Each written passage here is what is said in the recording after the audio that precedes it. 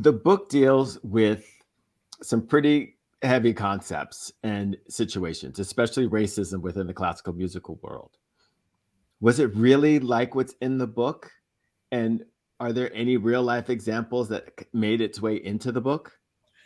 Whew, okay, I'm glad you guys are sitting down. Absolutely and absolutely. Was it Wow. like that? It's still that way. It's still that way.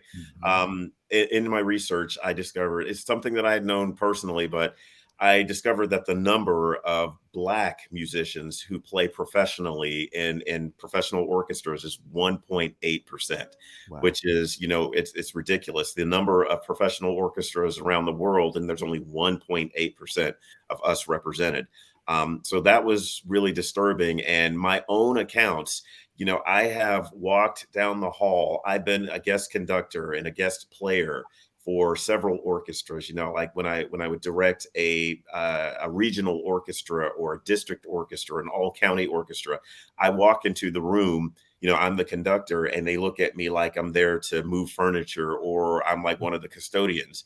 And until I reach for someone's fiddle and I start playing something, then they take a second look at me.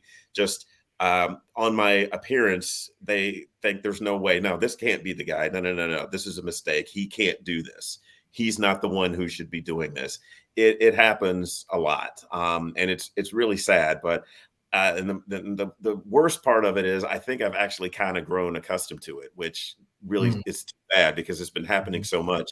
I'm really used to it. I'm used to walking into a place and people not thinking that I'm capable of playing.